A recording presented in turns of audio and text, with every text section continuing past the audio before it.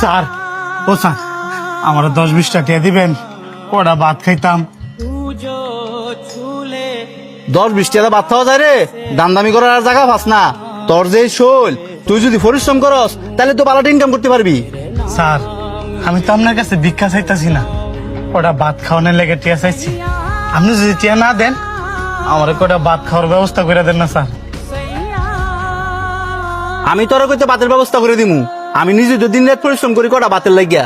যাও না দেখ স্যার, এই অসল ফাওটা লইয়া শরীরটা আর মানতাছে না, এন্দা আবার প্রচন্ড খিদাও লাগছে। আমি কিন্তু স্যার ভিক্ষা করে খাই না, আমি একজন দিন মজুর।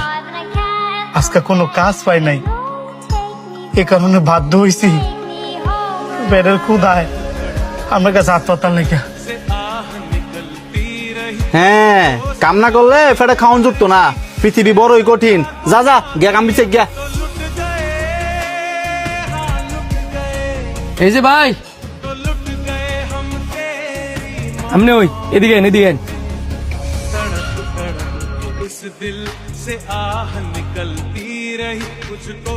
কি ভাই, আমার আপনি ডাকলেন কে লেগা? হাতগুলা ধরেন, এই যেন পানি আছে, বসে বসে খান।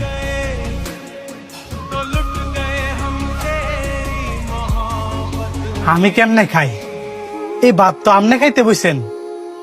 আমি খাইতে বসে দেখে কি হয়েছে? আমার খিদার চেয়ে আপনার খিদাটাই বেশি।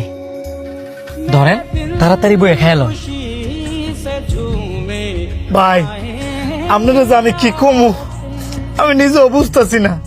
আপনার বোঝা লাগতো না, ভাতগুলা খাইয়ে আমার লেগে দোয়া করেন, তাই লইব।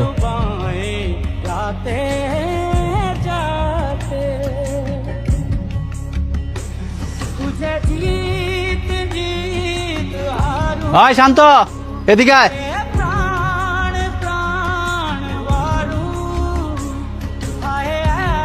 আপনি বসে খান, আমি দেখতাছি। জি ছোট সাহেব বলেন। দিন দিন দেয়া যায় দরা তুতলায় পড়তাছে। এই যে তুই তোর বাগের খাবার তার জন্য দেলাইছস, তোর লাগে কি বাড়ির ভিতরে এক্সট্রা খাবার আনতে তুইছে?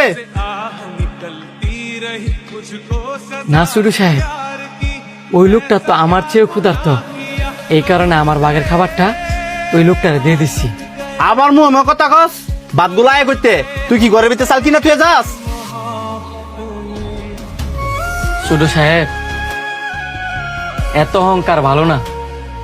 আল্লাহ পাক আমনে ঘরে ধন সম্পদ দিছে ঠিকই, কিন্তু মন দিছে না।